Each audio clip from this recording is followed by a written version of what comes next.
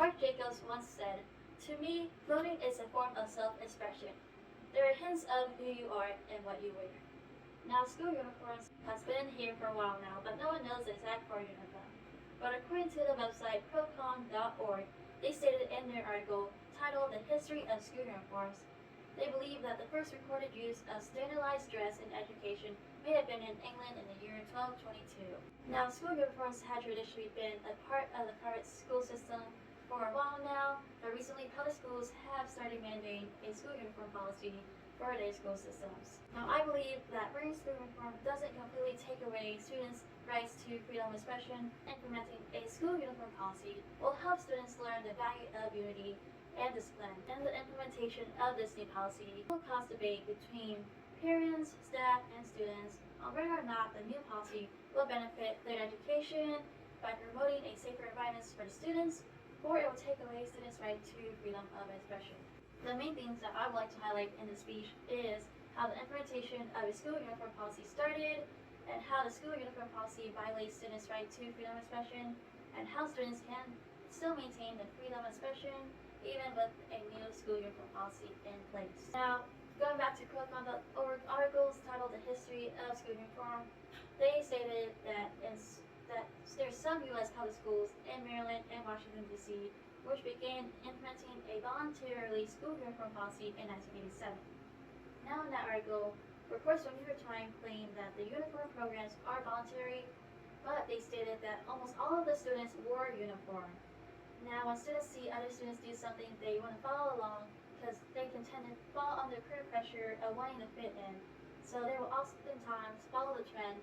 and they will do what other people are doing in order to fit in. And in the same article, The History of School Uniforms, it stated that in 1996, President Bill Clinton stated his support of school uniforms in his State of Union speech to the Congress. In his speech, and I quote, "If it means that teenagers will stop killing each other over designer jackets, then our public schools should be able to require their students to wear uniforms." In the same article, which stated that on 25 February 1996, President Bill Clinton ordered a distribution of a school uniform manual to all the school districts in the country, which guided school districts on how to legally enforce a uniform policy in their school systems. Now, many people will claim that school uniforms can help create a safer learning environment for the students, and in Dr. Chris Drew's article titled 35 Pros and Cons of School Uniforms, he discussed that school uniforms help identify the students who are attending the school, and it also helps staff identify who is supposed to be on school campus and who isn't. And now, in Grace Chan's article titled Uniforms, the Pros and Cons, she talks about how many parents believe that wearing school uniforms will decrease the students from wearing articles or clothing that will help affiliate them with gang affiliations, and it will also help decrease violence among students because of their gang affiliation. Now, in University of Nevada College, they made an article titled College of Education, Researchers Conduct Studies on Impacts of School Uniforms. And in the article, they talked about how a lot of research was done to show that wearing school uniforms does decrease bullying among the students. It will also help students develop a sense of unity, and it will help them learn the value of school pride and spirit. According to New Webster Dictionary, the root word of the word uniform is uni, which is Latin for one, which signifies unity. Now, editor-in-chief of the website connectusfund.org, they talked about in their article titled The 20 Disadvantages and Advantages of School Uniforms. They discussed that a uniform oftentimes indicates who or what we belong to, and wearing a uniform shows the community that we are part of. And wearing it helps students develop the sense of pride and belonging to their community. Now, a lot of people believe that wearing school uniforms will help students become more disciplined. As Chan discussed in her article mentioned earlier, many school staff and parents believe that wearing uniform creates a better focused learning environment for their students, because it helps alleviate students from worrying about what to wear to school and how they look, and it will also help them focus more of their attention to their schoolwork rather than worrying about what they should wear the next day. As Drew discussed in his article also mentioned earlier, school staff and parents can agree that having a school uniform policy will help them understand what is considered appropriate and what is considered not appropriate for the guideline that is set to the students from the school about what to wear to school. Now, we went over the positive aspect of enforcing a school uniform policy in public school, And we also talked about why people supported the uniform policy. Now we're going to focus on the negative outcomes of a school uniform policy. So, oftentimes, a lot of people believe that buying school uniforms can still be a financial burden for parents and families because, as Drew discussed in his article mentioned earlier, some can argue that uniform can help parents save money because they don't have to worry about buying a variety of clothes for their child, but some can also say that it adds more of a financial burden buying a uniform as well as buying a child's everyday clothing as well. Now, many believe that the implementation of a school uniform policy will violate not only the right of freedom of expression, but it also violates the right of freedom of religion that is promised to us in the First Amendment. According to Cornell's article titled The First Amendment, they state that the First Amendment of the United States Constitution protects the rights of freedom of religion and freedom of expression from government interference. Now, according to Drew's article that's mentioned earlier, he discussed that school uniform policy could violate First Amendment's right to freedom of religion because if the policy interferes with students' religious practices by prohibiting the students to wear a certain item, they can't do their religious practice because they're not allowed to wear that certain item to school. Now, in Galen Sherman's article titled 5 Things Public School Can and Can't Do When It Comes to Dress Codes, she talks about how school uniform policies could violate Title IX of the Education Amendment of 1972. Now, in Title IX, they talk about gender discrimination. When schools start restricting students from expressing their genders by prohibiting them from wearing the appropriate attire that they believe expresses their gender identity, then that goes against Title IX. After examining both perspectives of this policy, let's talk about some solution that we can implement if this policy were to pass throughout all the school systems in the United States. So the first solution that we can do is we should make school uniforms free and comfortable for all of the students if we were to implement a school uniform policy in public schools. Now, in California Department of Education, they issued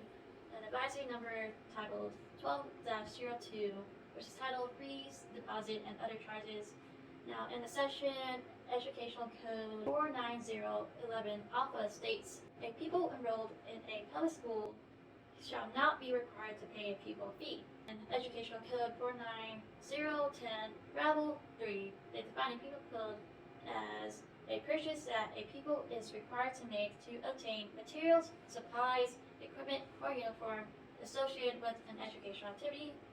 Now, also in Cornell's article that we mentioned earlier, they both looked at the First Amendment and also the Supreme Court decision that is made in the case Tinker versus Des Moines Independent Community School District in 1969. And the decision that they made stated, restriction on expression by school authorities is only permissive to prevent disruption of educational discipline. Now, in order for the state, in the person of school officials, to justify prohibition of a particular expression of opinion, it must be able to show that its action was caused by something more than a mere desire to avoid the discomfort and unpleasantness that always accompany an unpopular viewpoint. Certainly, where there is no finding and no showing that engaging in forbidden conduct would materially and substantially interfere with the requirements of appropriate discipline in the operation of the school, the prohibition cannot be sustained. To summarize all that, the California Department of Education basically states that if people cannot buy school uniforms if it were to support their education, because public schools are funded by the government,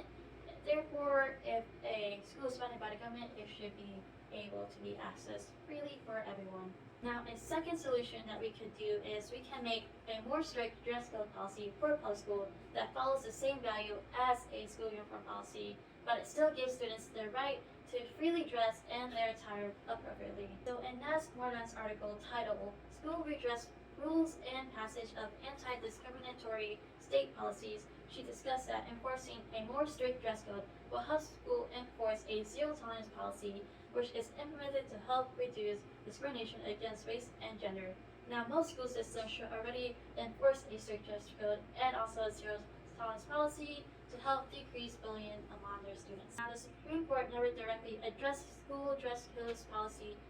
but in Henry Carey's article titled Dress Code, he talks about the case Tinker versus Des Moines, which happened in 1969, the Supreme Court made a decision to uphold students' right to express themselves through certain items that they may wear to school after the instance where high school students were wearing black armband to protest against the Vietnam War. In conclusion, I discussed the implementation of how the school uniform policy started, so I went over the history, and I talked about how the school uniform policy violates students' right to freedom of expression, and how students can still have freedom of expression if a school uniform policy is implemented. If we were to implement a school uniform policy that violates constitutional rights, then people will have a problem with our government and that will lead them to rebel against it. But if we were going to implement a new policy, we need to think about all the perspective and see how we can approach the solution that doesn't violate anyone's constitutional rights. Now, everyone has different perspectives and beliefs, so if we want to mandate a new policy, we need to make sure that everyone's constitutional rights are still in place after a new policy is mandated.